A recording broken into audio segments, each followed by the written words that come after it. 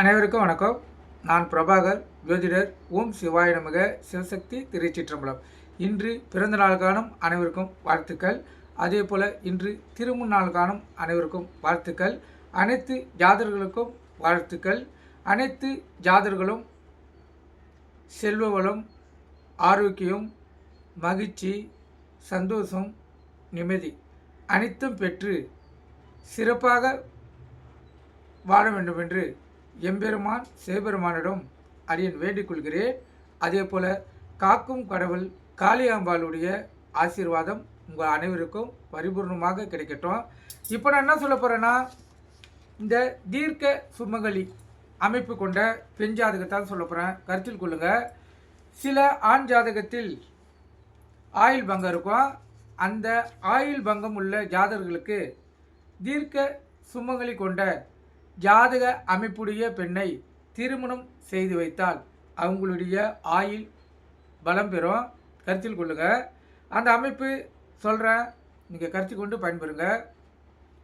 இப்போ ஒரு பெண் ஜாதகத்தில் லான் போட்டிருக்க லக்குனம், அது 1ஆம் இடம், அங்கிருந்து 7ஆம் இடம் கலந்திர ஸ்தானம்.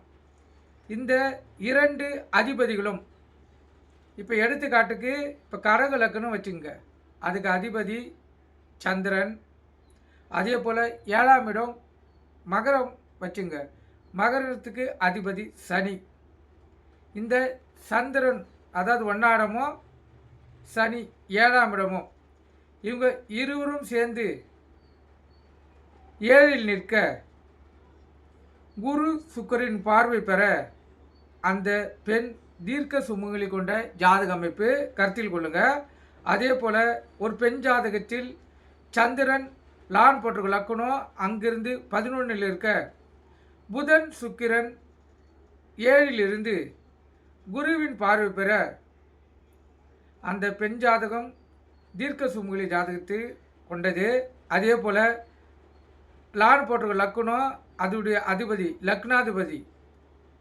அதே போல் 7ஆம் அதிபதியும் லக்னத்தில் இருந்து சுக்கிரன் பார்வை பெற அந்த பெண் தீர்க்க சுமங்கலியாக இருப்பாங்க.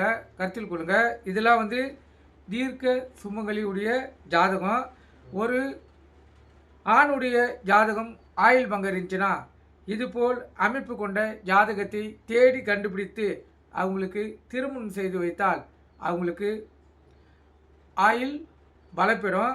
இப்போ குறிப்பாக பார்த்தீங்கன்னா ஆயுள் பங்கம்னா லான் போட்டிருக்க லக்குனம், அந்த லக்குனத்துக்கு முன்னாடியும் பின்னாடியும் பாவகிரகங்கள் இருக்கக்கூடாது. அதாவது சனி, சூரியன், செவ்வாய், ராகு, கேது, மாந்தி. நன்றி, வணக்கம்.